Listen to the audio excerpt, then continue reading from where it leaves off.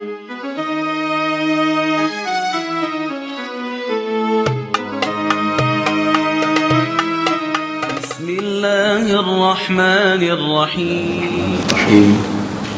Assalamualaikum warahmatullahi wabarakatuh.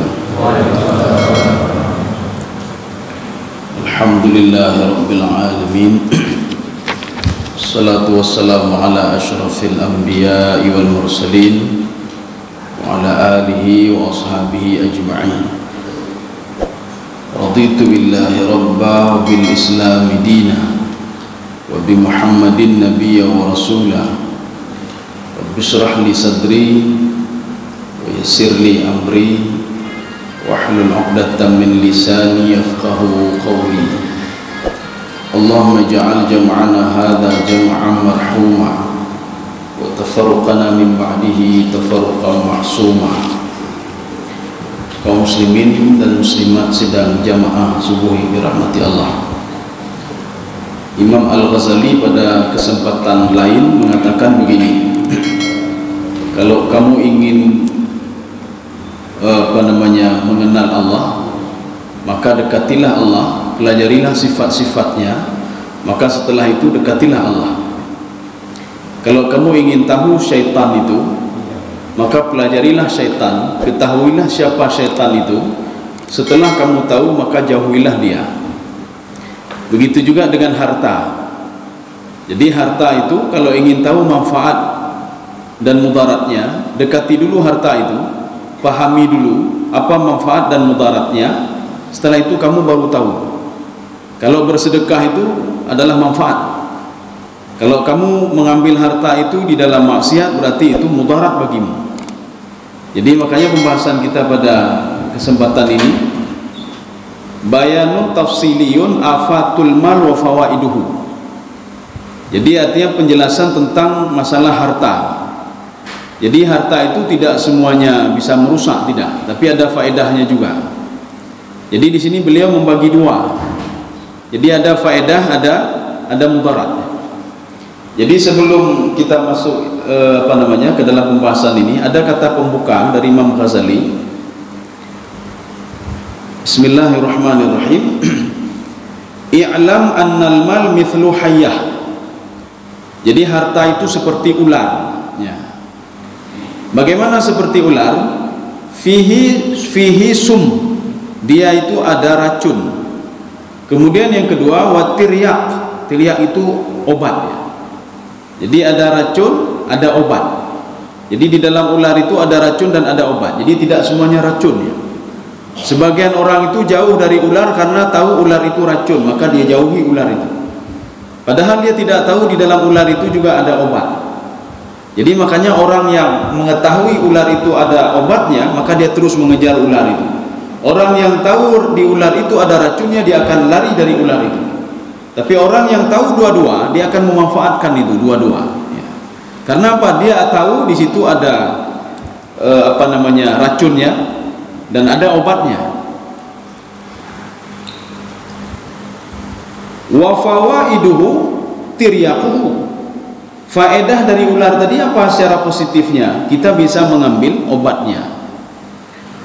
Wa khawailuhu sumumuhu.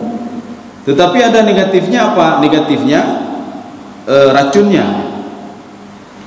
Faman arafa khawailuhu wa fawaiduhu amkanahu ayyahtaris min syarrihi wa yastadir min khairihi. Jadi kalau ada orang sudah tahu dua-dua, dia tahu ular ini beracun, dia tahu ular ini juga ada obatnya, maka dia bisa menjaga diri. Bagaimana supaya tidak kena racunnya dan bagaimana supaya bisa mengambil manfaat dari ular tersebut menjadi obatnya. Amma fawal al-fawaid. Ya, ini sekarang cerita tentang faedah.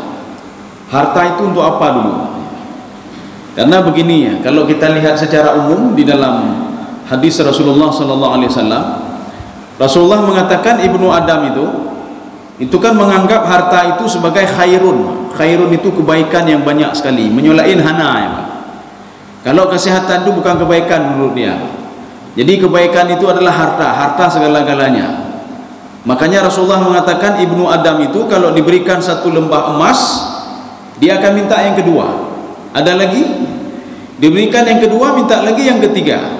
Penalam. Ini sama seperti diberikan satu jabatan, belum selesai satu jabatan minta jabatan yang kedua, belum selesai yang kedua minta yang ketiga. Itulah manusia. Dia tidak tahu kalau jabatan itu, harta itu adalah nikmat yang paling rendah, nikmat paling rendah itu. Sedangkan ada nikmat yang lain selain daripada itu. Nikmat sehat kan lebih berharga daripada harta. Seorang itu dia mau menjual hartanya demi kesehatan. Dia mau menyembuhkan anaknya walaupun miliaran rupiah. Ini bilang oleh dokter begini, ini anak bapak harus diobati ke Singapura, biayanya 1 miliar. Jangankan 1 miliar, 2 miliar saya bayar. Artinya apa? Harta tidak ada guna lagi. Artinya demi kebaikan anaknya, demi kesehatan anaknya, tapi itu tidak terpikir oleh dia. Yang terpikir oleh dia harta itu manfaat saja, padahal ada mudaratnya juga hartanya. Ya, jadi sekarang kita melihat kepada al-fawaid. Fahiyah tanqasim ila dunyawiyah wa diniyah. Jadi faedahnya itu ada dua kalau kita lihat faedah. Ada faedah duniawi, ada faedah duniawi dan faedah agama, ukhrawi. Jadi rupanya harta itu punya faedah juga. Tapi ini kita ngomong masalah nikmat yang paling rendah ini, nikmat harta. Karena nanti dalam kajian yang lain lagi, itu nikmat itu bukan harta saja, ini bahagian daripada nikmat. Karena nikmat itu kullu ma yantafi bihin nas fa huwa nikmat. Yang bisa diambil manfaat oleh manusia itu nikmat. Kita masih bisa melihat itu nikmat lebih daripada duit. Kita masih bisa berfungsi jantung kita tanpa ada ring. Itu nikmat yang luar biasa. Kita masih bisa tidur nyenyak. Itu nikmat yang luar biasa. Karena ada setahun yang lalu ada pegah pemuda kan, pemuda Ali umur kapadum karak 50 tahun ya, sudah bapak-bapak lah. Beliau ngomong ke saya begini, saya tidak bisa tidur sudah 3 hari 3 malam. Nikmat Allah sudah mencabut nikmat saya, lain hana guna pak lun. Lun saya dengar mentang malamnya kata tenang lun, cuma hana dengar lun. Saya tak bisa tidur saya. Saya datang ke psikolog, datang ini katanya saya sudah sakit jiwa ya, Pak. Saya minta obat tidur, saya minta obat tidur. Apapun mau saya lakukan. Jadi hijau tu obat dengar. Jadi obat tidur itu kecil kata beliau itu. Beliau ngomong saya kecil. Kata beliau kalau ustaz minum obat itu 1/4 saja, dalam hitungan detik ustaz sudah tertidur. Tapi saya 2 obatnya hana dengar dulu. Ya. Hana dengar dulu. Saya nak tahu nikmat apa yang sudah dicabut, apa namanya? Nikmat ini sudah dicabut oleh Allah Subhanahu wa taala. Artinya kita bisa tidur saja tadi malam, kita bisa tidur, nikmat yang luar biasa. Ini bahagian dari nikmat juga, ini bahagian. Jadi bukan segala-galanya, jangan salah. Makanya Rasulullah mengatakan begini, saya tidak takut kalau umat saya itu fakir, tidak takut saya, kata Rasulullah. Hanaya alun. Yang saya takutkan adalah basata alaihimur rizqa. Itu diberikan dunia kepada mereka oleh Allah Subhanahu wa taala. Itu yang saya takut. Kenapa? Karena mereka bisa ribut gara-gara harta ini. Seorang anak bisa membunuh orang tua kandungnya sendiri gara-gara harta. Ayah bisa membunuh anak kandungnya gara-gara harta. Suami bisa membunuh istrinya gara-gara harta. Suami tidak baik lagi dengan istrinya gara-gara harta. Anak lari dari rumah juga gara-gara harta. Jadi artinya kita harus memahami juga, artinya harta itu dari dua segi. Dari segi faedah, dari segi manfaat. Dari segi faedah dan dari segi mudarat. Sekarang kita lihat dari segi an-naw' al-awwal. Ya, ini dari segi dari segi ukhrawi ya. Kalau duniawi, ya di sini dikatakan di sini duniawi semua orang tahu. Harta itu diperebutkan oleh orang lain, sudah dapat sedikit dia ingin banyak. Semua tahu itu. Kalau tidak ada harta tidak bisa beli ini, tidak bisa beli itu duniawi. Tapi kita harus tahu secara khusus lagi ada manfaatnya secara ukhrawi. Ini secara ukhrawi sekarang. An-naw'ul al-awwal. Ini yang pertama sekarang. Yang pertama ayyunfiqahu ala nafsihi. Seorang itu dengan harta dia bisa berinfak untuk diri dia sendiri. Rupanya seorang itu bisa, harta itu bisa membantu diri dia dengan cara bagaimana? Dia berinfak. Maka kalau ingin harta kita itu menolong kita, berinfaklah sekarang. Karena nanti tidak bisa lagi. Ketika kita meninggal dunia, itu harta langsung berpindah tangan. Inilah yang diucapkan oleh penduduk di padang mahsyar ketika dia dibangkitkan dia mengatakan halaka anni maliyah, habis hartaku tidak bisa menolongku ya Allah. Ini juga yang Allah katakan kepada Abu Lahab, ma aghna anhu maluhu wa ma kasab. Wahai Abu Lahab, hartamu tidak bisa menolongmu, ya. Walaupun dia banyak sekali harta. Kenapa? Karena di dalam tafsir Al-Qurtubi ada kata-kata Abu Lahab yang diabadikan oleh Imam Al-Qurtubi. Bagaimana bunyinya? Lau sadaqa ibnu akhi la aftadi bimali wa waladi. Kalau seandainya yang dikatakan Muhammad itu benar, saya termasuk penghuni neraka, tabbat syada abi lahab wa tab, la aftadi bimali, kata beliau, saya akan minta tolong kepada hartaku nanti. Ya, jadi sedikit-sedikit harta. Maka turunlah ayat Al-Quran itu, ma aghna anhu maluhu wa ma kasab. Hartamu tidak bisa menolongmu, anakmu juga tidak bisa menolongmu, kata Allah Subhanahu wa taala. Maka kalau harta ingin bisa menolong kita, sekarang tuh berinfak. Infak itu bukan untuk orang lain, pada hakikatnya kedraw katanya Bapak. Dan bantuan yatim itu sama kita membantu diri kita sendiri. Maka Allah mengatakan dalam Al-Quran, may yuqridullaha qardan hasanan fayudha'ifahu lahu adha'afan katsira. Jadi kita jangan salah paham terhadap ayat itu. Ayat inilah yang disalahpahami oleh penduduk kota Madinah, yaitu orang-orang Yahudi ketika turun ayat ini. Ketika turun ayat itu, kira-kira bunyinya begini. Kalau kita lihat di dalam terjemahan, kita kalau salah-salah menerjemahkan, salah memberikan informasi kepada anak kita. Apa bunyinya? May yuqridullah, ayat ini turunnya di Madinah. Barang siapa yang memberikan pinjaman kepada Allah, maka Allah akan melipat gandakan duitnya. Ketika itu ayat ini dipahami oleh penduduk Madinah, oleh orang Yahudi. Tuhan kalian orang miskin, Tuhan kalian butuh harta kalian, dia minta duit kalian. May yuqridullah, barang siapa yang meminjamkan sesuatu kepada Allah, Allah akan melipat gandakan hartanya. Lebih baik kalian sembah saya saja. Ini Pak, ada seorang pemuda, siapa? Nadar, bukan Nadar bin Haris. Jadi ada pemuda itu, dia katakan lebih baik kalian sembah saya saja, saya banyak harta, bahkan saya akan memberikan harta kepada kalian. Ketika berita ini sampai kepada Abu Bakar, pemuda ini akan akan dipenggal lehernya, sehingga Rasulullah mengatakan, kamu sabar saja. Dia tidak paham lagi. Rupanya pemahamannya, may yuqridullaha qardan hasanan, maka kita memahaminya melalui tafsir. Bagaimana pemahamannya? Barang siapa yang membantu anak yatim karena Allah, maka akan dilipat gandakan hartanya, maka akan diberikan pahala yang berlipat ganda oleh Allah. Barang siapa yang membantu orang yang membutuhkan karena Allah, bukan membantu Allah, tidak betalah nih Pak. Ya. Jadi artinya nanti salah paham. Kalau dalam terjemahan diterjemahkan secara tekstual, bagaimana yang tertulis begitulah yang diterjemahkan. Kaum muslimin sedang jamaah yang dirahmati Allah. Ini sekarang makna sedekah ya. Kita kembali kemari. Jadi artinya sedekah itu bisa membantu seseorang, sedekah untuk dirinya sendiri.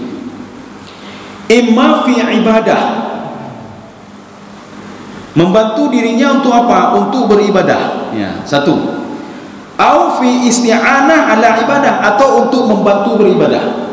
Ya, jadi untuk beribadah untuk apa? Seorang pergi naik haji, seorang umrah, kan dengan hartanya. Jadi seorang itu dia bisa membantu dirinya dengan hartanya. Makanya di dalam ada sebuah kitab itu Fikih Aulawiyat yang dikarang oleh Dr. Yusuf Qardawi. Apa kata beliau? Ibadah haji itu dua ibadah. Yang pertama ibadah badaniyah. Haji itu betul ibadah badaniyah, tetapi juga beliau itu haji itu adalah ibadah maliyah, ibadah harta. Seorang yang sehat tidak punya harta tidak bisa berangkat haji juga. Seorang yang sehat punya harta tidak bisa berangkat haji kalau tidak punya harta. Dia banyak hartanya tapi tidak sehat, tidak bisa berangkat haji juga. Maka dua-dua ibadahnya itu. Artinya apa? Ibadah haji itu adalah ibadah badaniyah dan ibadah maliyah. Jadi makanya kalau kita ingin beribadah tidak punya harta kan tidak bisa. Mau pergi haji harus punya harta. Maka ini namanya yunfiqu ala nafsihi. Dia harta itu untuk menolong diri dia sendiri. Satu. Kemudian aufil isti'anah ala ibadah, untuk membantu dia beribadah. Dia beli kendaraan, untuk membantu beribadah. Datanya bekan aja temayang motor biraya. Alah be rusak motor tu. Ida jane. Nget dah depak Pak. Ye basah motor tu. ini nanti apa namanya lecet, baru saja saya cuci, baru saya dosmir ini kendaraan ini, nanti kan kotor nanti ya. Jadi artinya apa? Kita pakai untuk beribadah ini Pak, pakai beribadah ini untuk kita sendiri Pak ya, untuk kita sendiri. Maka harta itu bisa menolong kita untuk beribadah. Jadi artinya apa? Dengan pakaian begitu juga menolong kita untuk beribadah. Kita beli sendal dan lain sebagainya. Ini namanya al-isti'anah ala ibadah. Kemudian yang kedua, ya ini tadi yang pertama, itu manfaat harta. Itu harus kita ketahui. Jadi kita jangan tahu harta itu untuk bisa apa namanya senang-senang saja, tidak. Untuk bisa ini kan syahwat saja, tidak. Untuk bisa kesenangan saja. Saya bisa ke Eropa, saya bisa ini, saya bisa itu. Kesenangan itu bukan ke Eropa saja, bukan ke Eropa kesenangan itu Pak. Kesenangan jiwa. Banyak orang yang pergi ke Eropa, pergi ke sana, pergi kemari, jiwanya juga belum tenang lagi. Maka Allah Subhanahu wa taala mengatakan kepada Rasulullah sallallahu alaihi wasallam, ketika Rasulullah waktu itu apa? Dikerumuni oleh orang-orang Yahudi, Pak, oleh orang-orang kafir, oleh orang Nasrani lagi. Apa kata Yahudi? Ya Muhammad, apa hebat kamu? Nabi kami lebih hebat dari kamu. Dia banyak harta, banyak ini, banyak itu. Nabi Sulaiman banyak harta. Kamu mana harta kamu? Kemudian Nabi Sulaiman bisa berbuat ini, bisa berbuat itu. Dia punya banyak jin. Bangunannya besar sekali, istilahnya hebat sekali. Kamu bisa apa kamu? Ya. Kamu ada apa sama kamu? Nabi apa namanya? Nabi Musa alaihissalam bisa membelah lautan menjadi dua. Kamu bisa apa kamu? Akhirnya turunlah ayat, Alam nashrah laka sadrak ya Muhammad. Harta yang paling berharga adalah ketenangan jiwa ya Muhammad. Allah sendiri ngomong seperti itu pada Nabi Muhammad. Artinya apa? Harta tidak bisa membawa ketenangan jiwa. Semua itu tidak bisa memberikan ketenangan jiwa. Ketenangan jiwa itu apa namanya? Tidak bisa dibeli ketenangan jiwa. Tidak bisa dibeli ketenangan jiwa. Artinya kelapangan jiwa itu merupakan nikmat yang paling besar. Alam nashrah laka sadrak. Ya. Artinya kalau saya sudah memberikan kelapangan jiwamu ya Muhammad, itu nikmat yang paling besar ya Muhammad. Kaum muslimin sedang jemaah yang dirahmati Allah. Jadi baik ni bekenya hartanya lut haji letak, kupula hartanya Pak. Untuk apa banyak ini tapi hatinya sempit Pak. Ketika masuk ke dalam rumah besar tapi hatinya sempit Pak. Ya. Lebih bagus masuk tempat kecil tapi hatinya lapang Pak. Kaum muslimin sedang jemaah yang dirahmati Allah. Ini yang pertama ini. Kemudian yang kedua, ini masih segi manfaatnya dulu. An-nau athani yang kedua, ma yasrifuhu ilan nas.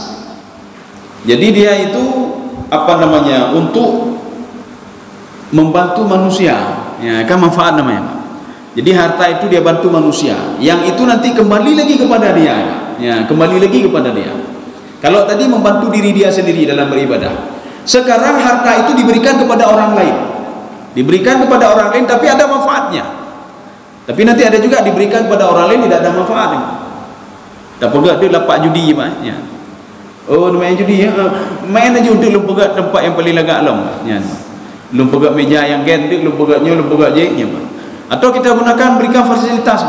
Main game online aja nyona wifi lu tambah lam janji kapasitasnya saya tambah lagi. Kemudian tempat-tempat saya ini minuman gratis dan lain sebagainya. Artinya walaupun kita memberikan juga duit kepada orang lain yang nada syahane Pak. Makanya di dalam riba itu orang yang menulis riba, memakan riba, orang yang administrasi riba semuanya kena itu maknya. Seperti peminum khamar juga. Peminum khamar, saya tidak minum khamar. Jadi apa juga? Saya sebagai ini yang angkat mendebak kena juga. Artinya peminum khamar, pendistribusinya, kemudian fasilitasnya juga, tempatnya juga, semua kena semua. Jadi kalau peminumnya haram, semua kena imbasnya. Wah, lu bantu sebagai tempat untuk gedung aja ibir, ya kena juga ya Pak. Ini begitu juga. Ini membantu orang lain, tapi dalam hal apa? Bagaimana membantunya? Yang pertama as-sadaqah. Ya, ini sedekah namanya. Jadi sedekah itu bagaimana? Jadi sedekah itu kita memberikan kepada orang yang membutuhkan. Dajuk kawan yatim, dajuk fakir miskin. Makanya Rasulullah sallallahu alaihi wasallam pada suatu hari didatangi oleh sahabat, "Ya Rasulullah, bagaimana mau kami berikan kepada orang itu? Dia hanya orang kaya ya Rasulullah. Ijabah kamu ilakai sesuatu orang kaya aja Rasulullah." Apa jawab Rasulullah sallallahu alaihi wasallam? Berikan sesuatu itu kepada peminta-minta walau ala farasin, walau dia di atas kuda. Kalimat walau di atas kuda walaupun orang kaya. Karena kita tidak tahu, mungkin dia butuh duit pada waktu itu, Pak. Mungkin tinggal dompet di rumah, kan? Tinggal dompet di rumah. Hai, pinjam peng tian, Pak. Nyo kewo hana peng ya. Bisa saja, Pak. Jadi kita harus husnuzan ya, husnuzan. Besok tak nagalan panina, penampilan lagi yang matahana peng, Pak. Ya. Jadi makanya Rasulullah mengatakan berikan saja, kamu sudah dapat pahala. Tapi kalau kita suudzan, yang pertama berdosa sudah suudzan sama dia, yang kedua kita berikan sesuatu hanam demi pahalanya, rugi, Pak. Rugo. Ya. Maka kalau datang meminta-minta, jangan selidiki, biarin saja dia. Kalau sudah datang berarti dia membutuhkan, Pak. Terserah duit kita itu mau dipergunakan untuk maksiat, terserah dia itu, bukan urusan kita, Pak. Terserah dia ya ipungun katanya, Pak. Lun kalau lun pajobu kata johoro ada juga, padahal hana rumah pajobu di johoro nya kan mati je, Pak. Ya. Untuk hana teteh apakah hana mati kan, Pak. Ya, kecuali thioro dua oro kan. Lun di johoro hana lun pajobu dengku ya, Pak. Na tulung lun. Waktu itu kalian rumahnya pengen dia juga ala terserah dia mi pengen yang dia hancur. Ya. Kaum muslimin sedang jemaah yang dirahmati Allah. Ini sedekah. Semua yang kita keluarkan untuk orang lain itu adalah yang positif, Pak. Ya, faedah-faedahnya. Jadi artinya bisa membantu kita. Satu. Kemudian yang kedua, wal muru'ah. Muru'ah ini bagaimana? Muru'ah ini hampir sama seperti sedekah. Tapi bedanya apa? Kita memberikan sesuatu kepada orang yang lebih tinggi daripada kita. Tapi dia tidak minta-minta. Jadi ijak tidur rumah, Pak, kita berikan hadiah kepada dia, kita berikan sesuatu, itu muru'ah namanya, Pak. Muru'ah itu apa? Moral, etika, ya. Jadi seorang bawahan memberikan sesuatu kepada pimpinannya, itu muru'ah. Harta yang sudah diberikan tadi itu merupakan pahala bagi orang berikan. Nanti orang tanya, beri pahala lu? Lunjukkan ke orang yang membutuhkan. Urung kaya lunjuk, Pak. Demi pahala, muteme, bukan nam demi pahala, Pak. Ya, jadi artinya itulah yang hal yang positif, Pak. Jadi hal-hal yang positif, faedah-faedah itu memberikan sesuatu kalau kepada orang membutuhkan, itu namanya sedekah. Tapi kalau kita berikan kepada kolega, kita berikan kepada kolega kita, kepada teman kita, atau kepada pimpinan kita, Pak. Tamai sesuatu, tamai taka, tamai nyo, Pak. Dia dah bukan panena, pahala hananya, panai pahala hana pahalanya, na pahala bukan hana pahala, Pak. Maka ketika tidak orang dapat kahir saja, Pak pimpinan nak tamai taka, lah pun tamai pun nak tamai pahala tamai gaknya kalau peng gaknya pun tamai sesuatu, Pak. Bahkan tamai hanam tamai tepu, Pak. Tidak, semua dapat, Pak. Artinya semua apapun yang kita lakukan diperhitungkan oleh Allah Subhanahu wa taala. Yang baik ku mental hati. Yang baik ku lah mati, yang baik mencukri lah mati. Yang jangan ria saja. Yang jangan ada niat lain dalam hati, Pak. Ya. Innamal a'malu binniyat. Ini namanya, nama saja berbeda, namanya muru'ah namanya. Ya. Kemudian yang ketiga, wa wiqayatul ardi. Ya, ini wiqayatul ardi. Ini sebagai orang juga salah paham ini. Wiqayatul ardi begini. I rumah hijab pencuri ini, Pak. Hijab pencuri rumah. Pencuri itu mengatakan begini. Pilih harta apa pilih jiwa, ya. Tapi katanya, daripada icok jiwa lu kakak icok harta. Icok nak buku icok. Ini pahala bagi orang yang berbuat tadi, Pak. Makanya ketika harta sudah hilang, kita niat saja itu pahala, Pak. Maka nanti orang ijab balun, hana tega lun, hana aja hilun, Pak. Saya tidak reda harta saya diambil, hana reda lun. Lu bukan lun punya hana reda don pahala-pahala hanam demi ne reda juga di lu bukan lun. Ne reda juga di. Ini namanya apa? Namanya wiqayah halal arad. Ini ada hadisnya. Rasulullah sallallahu alaihi wasallam mengatakan begini. Ma waqabihil mar'u 'irdahu katabalahu sadaqah. Kalau ada seseorang itu jiwanya sudah terancam, kemudian dia memberikan semua apa ada sama dia, itu sedekahnya, Pak. Yang sedekah. Maka artinya be mikro muka ka be peng long kai ji long ka be peng kanyo nya 6 meter pu ne, Pak. 6 meter pu. Maka kalau dalam kajian tasawuf ada, tapi bukan dalam kitab ini, Pak. Nanti ada kita jumpai dalam Mukasyafatul Qulub, ya, Mukasyafatul Qulub punya Imam Ghazali juga. Ada seorang didatangi pencuri, didatangi pencuri. Bahkan dia mengarahkan kepada pencuri itu, nyocok menuncok. Yang becok, ya, kitab belum becok, ya. Kitab belum becok. Yang lain cok mendu. Pencuri memang, ya, cok mendu. Ambil semua. Ketika sudah diambil, dia berdoa lagi, alhamdulillah ya Allah, berikanlah petunjuk kepada orang yang sudah ambil harta saya. Ya, namanya. Berikanlah petunjuk, dan ini merupakan sedekah saya untuk dia, ya Allah. Katanya menyabinan hana atau ruminan, baik. Berdoa alam ya Allah, benar pencuri tak mau hana, ya, baik. Ya. Ini karena sudah level-level tinggi ini, karena dia sudah memahami sesuatu hal yang hadis Rasulullah mengatakan tadi, ma waqabihil mar'u 'irdahu. Seorang ketika dihadapi pada sesuatu hal yang membahayakan dirinya dan dia memberikan sesuatu itu, tapi baik muka mak. Oh mak kabeh lu nyata malah lagi orang sedekah na ikhlas ya. Ikhlaskan saja itu sedekah itu. Apakah kita tidak yakin sama sabda Rasulullah ini? Jadi artinya apa? Nah jauh apa gede. Nah lom duknya Pak. Inilah yang konsep di dalam tafsir di dalam Imam Al-Ghazali. Jadi dunia itu ibaratnya apa? Kita memegang di tangan ya Pak. Kalau sudah hilang kita cari lain lagi, itu tutah ya Pak. Yang hek katanya hana ada temayang. Akhirat kagaduh Pak, doa ke Allah ya Pak. Doa ke Allah, hana dan mentedekah, ria dan lain sebagainya yang tutah ya Pak. Menyuruh seandainya dunia itu di tangan, hilang hari ini cari lagi yang lain, hilang lagi cari lagi yang lain maknya. Artinya apa? Kita pun dapat pahala, jiwa kita pun tenang, udah tenang, hana tutah ya Pak. Kaum muslimin sedang jamaah yang dirahmati Allah. Ini namanya wiqayatu al-irdi. Makanya Rasulullah sallallahu alaihi wasallam, jadi setelah bersabda ini ditambah oleh Imam Al-Ghazali di sini. Wa kaifa la wa fihi man'ul mughtab an maksiatil ghibah. Ya, ini contoh dah. Ada orang sedang ghibah orang lain. Sedang duk ghibah keun gop keun nyok keun je, cok duk peng mak ni maknya, cok peng.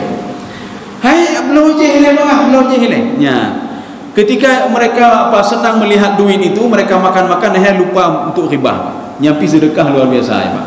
Yang pertama kita sudah memberikan sedekah, yang kedua kita sudah menghilangkan ghibah di antara mereka. Dosa ghibah mereka sudah hilang. Ya. Ini sama seperti seorang pemuda. Dia ngomong sama istrinya begini.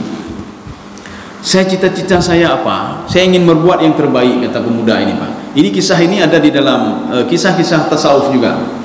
Ada di dalam kisah Ibnu Qayyim Al-Jauzi. Jadi pemuda ini dia mengatakan kepada istrinya, saya mau dimandikan oleh para malaikat. Saya mau mati dalam keadaan terhormat. Apa yang dia lakukan, Pak? Dia pada malam itu, karena penduduk kampung itu setiap malam berzina. Setiap malam berzina dan setiap malam minum minuman keras. Akhirnya pemuda ini keluar. Ketika dia keluar, dia beli semua minuman keras itu. Semua minuman keras dia beli. Penduduk kampung melihat, oh kapalo dengkunya. Kapa ipabeh minuman kerasnya, Pak. Dia sudah kena minuman keras juga ini. Rupanya dia bawa pulang minuman keras itu, sampai ke rumah dihancurkan minuman keras itu. Tapi penduduk kampung lain pemikiran sama dia, Pak. Dia ngomong sama istrinya begini, saya sudah menyelamatkan penduduk kampung satu malam ini tidak minum minuman keras. Tetapi masyarakat mengatakan apa? Kapalo dengku yang kau berubah lawetnya, sudah menjadi pemabuk dia. Dia sudah membeli semua minuman keras itu. Dia habiskan semuanya, bibit urungnya. Dia di mata masyarakat ada nilai lagi dia, Pak. Tetapi di mata Allah dia luar biasa, Pak. Kemudian selanjutnya hari yang kedua, dia datangi pelacur-pelacur itu. Dia tanya, kamu berapa satu malam? Berapa? Dia bayar semuanya. Sekarang pulang semuanya. Setelah semuanya pulang, dia balik lagi ke rumah. Dia ngomong pada istrinya, malam ini saya sudah menyelamatkan penduduk kampung. Mereka tidak berzina satu malam ini. Ya. Akhirnya apa? Penduduk kampung mengatakan apa? Pemuda itu dia sudah berzina dia. Sudah berzina, kemudian dia juga sebagai seorang pemabuk. Ketika pemuda ini meninggal dunia, ya. Waktu meninggal dunia, rupanya dia meninggal di tengah jalan. Bayi tipak-tipak lagi apa? Pemabuk kamu, penzina kamu, pemabuk kamu, penzina kamu. Mandu mencaci maki pemuda ini. Kemudian raja ada seorang raja. Jadi raja itu mengatakan apa? Saya ingin melihat bagaimana kondisi rakyat saya. Maka dia itu menyamar menjadi masyarakat biasa. Ini pemuda ini sampai dikenal oleh para malaikat dan raja ini. Ketika itu apa kata raja? Kita akan melihat-lihat dulu bagaimana kondisi masyarakat. Ketika dia lihat ada seorang pemuda tergeletak di jalan, ditanya oleh apa raja ini, ini kenapa kalian biarkan begini? Kenapa tidak ada fardu kifayah? Tidak usah fardu kifayah itu. Dia seorang pemabuk dan seorang penzina. Lebih baik dibuang saja itunya. Begini saja, dia kan manusia juga ya. Kita bawa saja ke rumahnya. Kita bawa ke rumahnya. Akhirnya mereka dengan terpaksa mengangkat, Pak. Sama-sama diangkat. Raja tersebut mengangkat juga dan pengawalnya. Sampai ke rumah pemuda ini. Ketika ketemu sama istrinya, apa kata raja tadi, Pak? Jadi istrinya tidak tahu kalau ini raja. Jadi kata rajanya, saya ketemukan suami kamu tadi tergeletak di tengah-tengah kota, ditendang oleh orang lain. Istrinya tertawa, tersenyum. Alhamdulillah ya Allah. Kemudian kata raja, hai, kenapa kamu alhamdulillah? Suami kamu sudah dihina oleh orang lain. Cita-cita suami saya sudah terkabulkan. Dia dihina oleh masyarakat karena masyarakat tidak tahu dia berbuat kebaikan. Maka kebaikan itu tidak perlu diketahui oleh orang lain. Kepi-depu ligok kebaikan. Kebaikan cuma yang tahu Allah Subhanahu Wa Taala, cuma Allah dan malaikat hafazah dan Allah. Terserah manusia ikeng kedanya muka pun terserah. Akhirnya Pak istrinya mengatakan, suami saya, dia itu saya melihat sendiri, dia bukan penzina. Saya melihat sendiri suami saya itu bukan pemabuk. Dia bawa pulang botol mabuk di sini, dihancurkan semuanya. Kata dia apa? Dia sudah menyelamatkan satu penduduk kampung. Dia sudah menyelamatkan penduduk kampung untuk tidak minuman keras dan berzina. Raja terharu dan berdoa kepada Allah. Akhirnya dikatakan apa? Saya adalah raja. Saya adalah raja negeri ini. Maka sekarang saya mau menyalatkan dia. Akhirnya raja menyalatkan dia sesuai dengan keinginan tadi pemuda tadi, dan malaikat-malaikat juga menyalatkan dia. Bapak dan ibu-ibu sekalian yang dirahmati Allah Subhanahu Wa Taala. Jadi artinya apa? Jadi duit itu untuk menyelamatkan maksiat. Maka kita jangan suudzon dulu sama orang lain. Jadi waktu ada kalau orang lain, kita mau lambar, nyan tengkunya kalain thangnya, ngijakro ngepeci kita mau lambar ya, Pak. Tapi ada juga ada yang hana betul menaci tengku hana betul ya, Pak. Kita mau lambar gunanya. Tapi kan bisa juga apa lain namanya, Pak. Ini contoh begini. Mungkin contoh ini sudah pernah saya kasih kasih analoginya sudah pernah juga. Ketika salat Jumat, tiba-tiba ada seseorang nyoka azan KKI khatib mau naik mimbar. Tiba-tiba ada satu jamaah itu yang sibuk dia main di sungai, tiba-tiba mau tenggelam, karak ngop ya. Mengelewati imam ci lewat nama. Ibu kata, hai imam ci, nak tolong lu ni imam ci, nak tolong lu ni akan ngop lu di kali tadi, Pak. Apakah imam ci mengatakan perhentian ni? Habis hendak khutbah kedua, lu balik, Pak. Menyok ke balik khutbah kedua, uru-uru yang pikah nama holeh, Pak. Uru-urunya nama holeh. Makanya inisiatif imam ci, dia buka sorbannya, dia buka bajunya, semua buka, tinggal ilu puntung. Kita mau dalam kerung memang, getulung di urunya. Rupanya ada lewat masyarakat lain, Pak. Dia lihat, oh ma imam ci katanya, karusa imam ci. Mau khatib mau naik mimbar dia masih mandi di kali itu, Pak. Ya, mentang mana dalam kerung, Pak. Karena seorang cuma melihat casingnya saja, Pak. Oh ma mentang mana dalam kerung dengan wajian. Sorban kegetiin. Ketika sampai ke masjid ada cerita sama orang lain, tengku imam cik dia nak betul dengan imam cik ni. Pekat sedang khutbah yang menolak bakrung ini, akhirnya berita ini kan menyebar semuanya. Jadi artinya apa? Kita jangan suudzon sama orang lain. Makanya salah satu untuk ketenangan jiwa itu apa itu? Husnudzan sama orang lain. Tak kalian kok kata oh tipulan bino. Jadi makanya untuk kalau suudzon itu, itulah bahasa suudzon itu kenyang kueh, dengki, itulah dengki, Jadi makanya kalau kata-kata bahasa ini suudzon itu, kalau bahasa kita itulah kueh ke kau, dengki ke kau. Angkanya penyakit hati paling parah ke dengki, Pak. Iblis kenapa dilaknat oleh Allah? Gara-gara dengki mendang, padahal ibadah dia luar biasa. Maka kita jangan bangga dulu dengan ibadah kita, Pak. Karena ada orang bangga dengan ibadah apa? Lun untuk temu dalam surga kathib tak nak kathib. Tahajud karena haji kedua go, umrah lego ke kathib ya. Kemudian baca Quran kata tebi-tebi, sedekah kaji, mandu kaji. Apa kata Imam Ghazali? Itu orang bodoh namanya. Orang bodoh. Kenapa orang bodoh? Ibadah yang banyak itu bisa terhapus semuanya gara-gara maksiat 1 detik saja. Ya, bisa terhapus semuanya. Hati-hati kita, Pak. Mana contohnya? Itulah iblis, Pak. Iblis itu penyakit dengki dia bisa menghapus ibadah dia 80.000 tahun. Kalau dalam tafsir Baitawi itu dikatakan 80.000 tahun dia beribadah kepada Allah.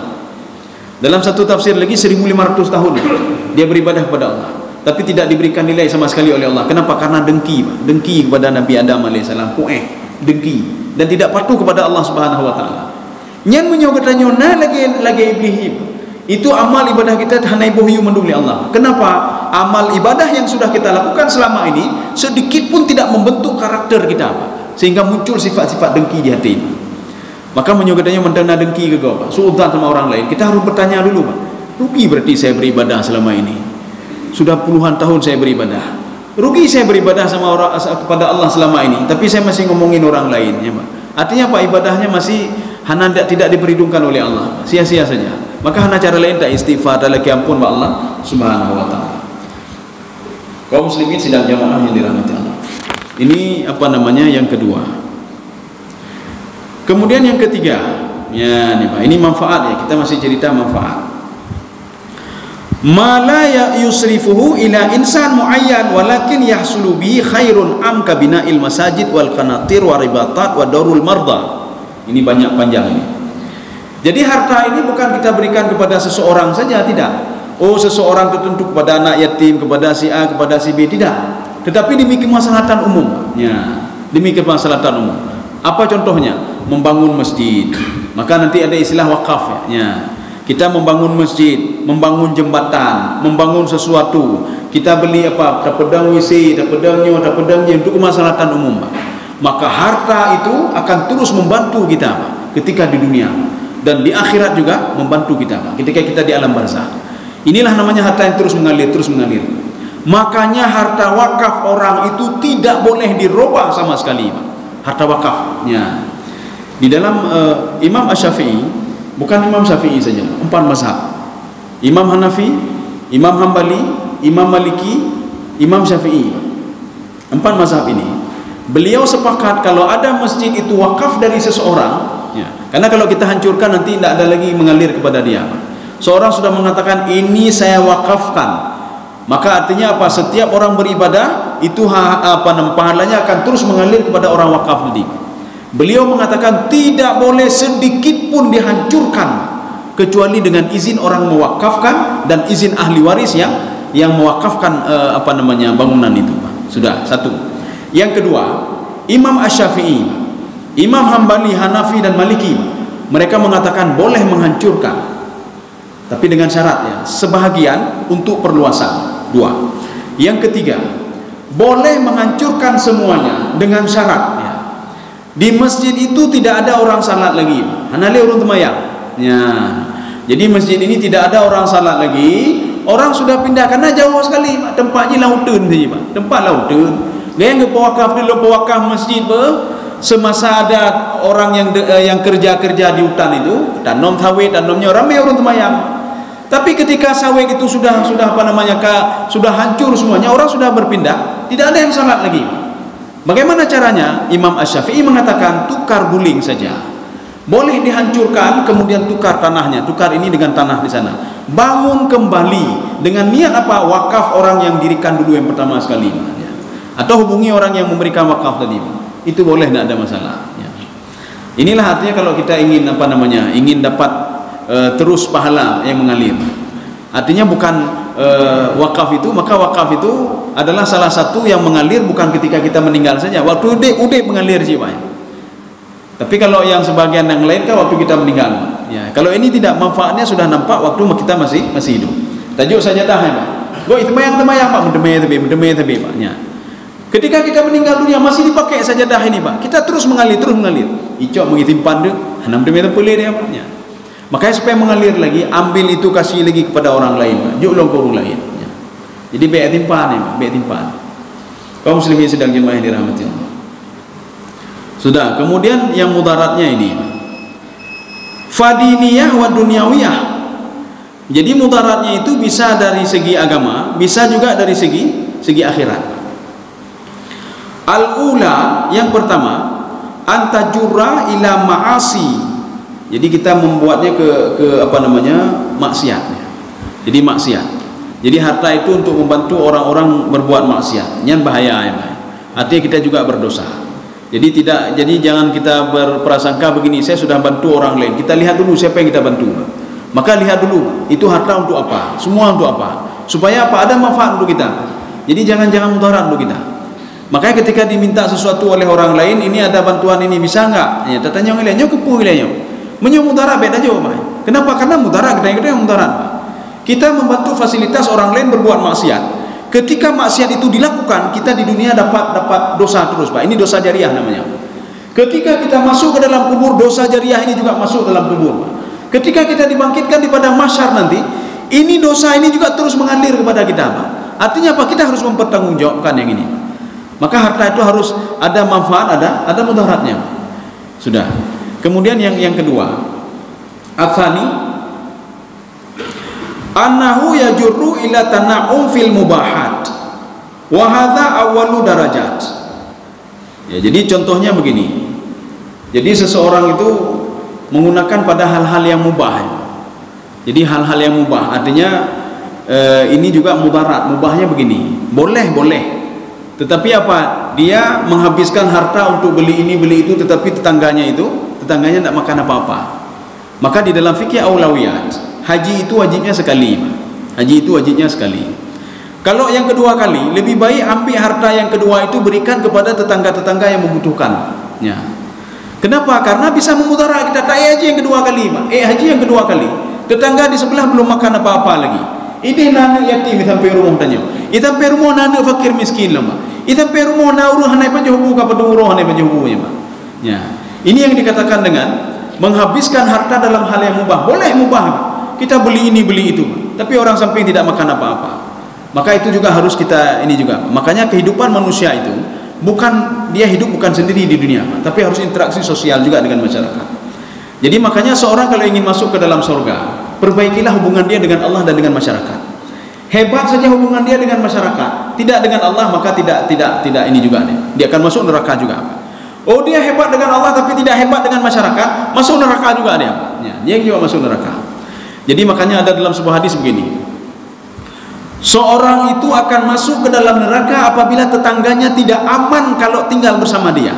Ya, walaupun dia seorang ahli ibadah.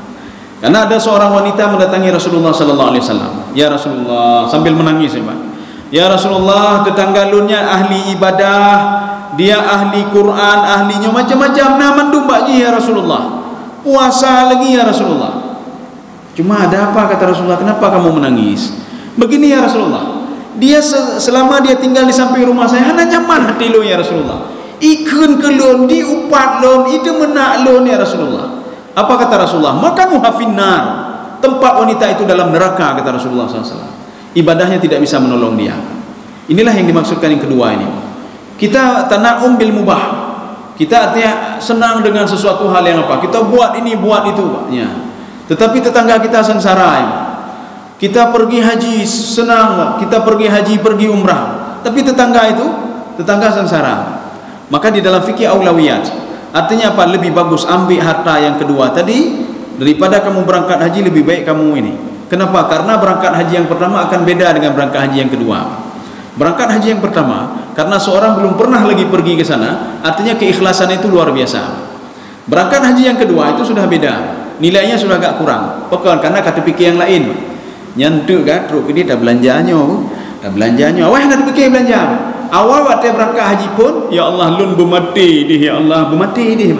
Yang kedua nak berdoa alim mati, oh baik mati lun, susahnya mati dia ya. Tapi nyopun bermati dia ya. Kenapa? Karena dia terharu sekali belum pernah pergi lagi kan? Ya belum pernah pergi.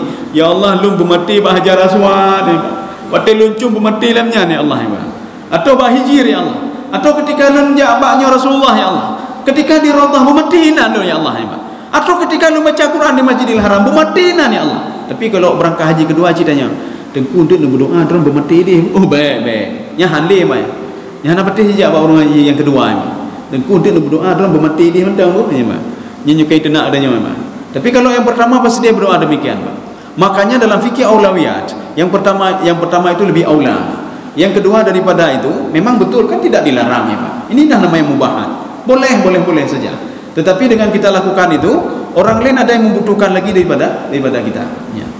Ini sebagai penutup saja. Ya. Sebagai penutup. Ada seorang pemuda, namanya Abdullah Al-Mubarak. Jadi Abdullah Al-Mubarak, ini sebelum kita cerita inilah, ada dua malaikat ya, dua malaikat. Dua malaikat ketika musim haji itu mereka berdialog satu sama lainnya. Apa dialog mereka? Kata malaikat pertama, tahun ini tidak ada seorang pun yang hajinya diterima oleh Allah. Dijawab oleh malaikat kedua, hai apakah anda terima urun cukup ramai ya? Urun cukup ramai. Betul cukup ramai.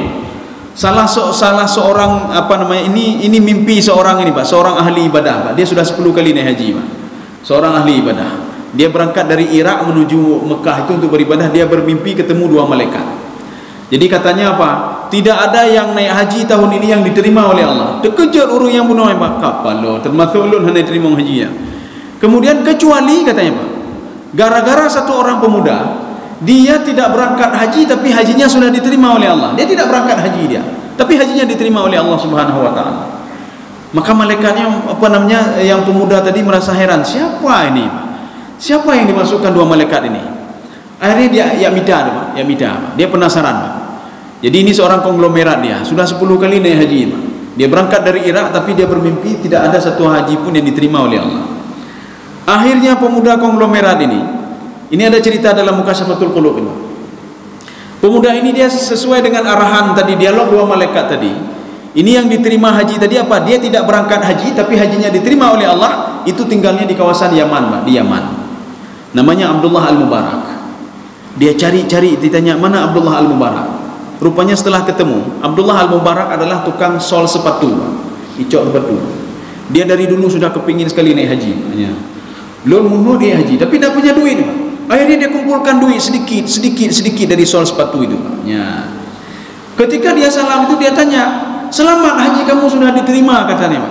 Dijawab, apa diterima haji saya tidak berangkat haji tahun ini. Akhirnya diceritakan bagaimana kamu dikatakan oleh dua malaikat itu mimpi saya, haji kamu diterima. Coba kamu ceritakan kisah kamu bagaimana. Saya begini katanya, saya orang miskin, saya tidak punya duit untuk berangkat haji. Walaupun to Pak, Yamannya to kan, menurutnya ini to Pak. Yaman ke Mekah itu 1200 km Pak. Dari Ino tajak Medan pulang lom keno Pak. Walaupun demikian kan harus punya duit juga. Abdullah Al-Mubarak begitu juga, dia kumpulkan duit kata dia, saya kumpulkan duit untuk berangkat haji. Ketika duit sudah terkumpul, waktu saya mau berangkat haji, saya senang luar biasa. Saya akan berangkat haji dengan kafilah-kafilah ini dari Yaman. Rupanya ketika itu istri saya sedang mengandung. Istri saya mencium sesuatu dari rumah tetangga. Apa yang dia cium? Ada kuah yang enak sekali. Apa kata istri saya? Abang boleh berangkat haji, tetapi saya mohon permohonan satu saja. Saya mau kuah yang ada di samping itu. Satu saja permohonan saya. Setelah itu abang mau berangkat haji terserah. Mau tinggalkan saya sendiri terserah. Oh itu mudah sekali katanya. Akhirnya dia pergi ke situ. Dia lihat, istri saya minta sedikit saja kuahnya. Apa kata yang punya kuah itu, orang samping tetangga? Ini makanan ini halal bagiku dan haram bagimu. Ditanya kenapa haram bagiku? Karena anak saya dalam keadaan lapar, sudah berapa hari tidak makan. Karena demikian maka saya pergi keluar kota, saya cari-cari mana ada bangkai. Rupanya ketemulah bangkai. Saya ambil bangkai itu, saya masak bangkai itu. Inilah yang di depan kamu ini. Ini halal bagi kami. Kenapa? Kami tidak tahu mau makan apa. Sedangkan kamu haram bagi kamu. Kamu bisa beli yang lain. Akhirnya kamu tutup ya, Pak. Mututup yang enggak di rumah, ya. Ya rumah, dia cerita ke istrinya, wahai istriku, tidak bisa, haram itu katanya, haram. Jadi bagaimana caranya Pak? Kita ambil, saya enggak jadi berangkat haji. Hana jadi yang berangkat haji. Jadi bagaimana? Duit ini semua kasih saja untuk mereka. Mereka lebih membutuhkan lagi. Akhirnya cok duk pengen mendumba. Jadi ini duit ini untuk kalian, saya tidak jadi berangkat haji. Untuk apa saya berangkat haji kalau ada tetangga saya yang masih makan bangkai ya Pak? Akhirnya apa? Dia sol suatu seperti semula lagi Pak. Rupanya kata pemuda yang bermimpi tadi, tetapi hajimu sudah diterima oleh Allah. Hajimu sudah dibadal oleh malaikat. Ibadal oleh malaikat. Kaum muslimin sedang jemaah yang dirahmati Allah. Jadi artinya hana perlaya Pak. Kata berangkat haji 3, hana perlayanya harus haji 3 tu nyo pino hana perlaya ni Pak. Lebih baik kita bantu saja orang lain. Maka kenalilah harta itu. Jadi artinya kalau kita ingin ni, kenalilah mudaratnya apa, kenalilah manfaatnya apa. Kalau kita sudah mengenali, maka harta itu bisa membantu kita. Dan harta juga bisa jangankan membantu, dia juga bisa melaknat kita, antara dua.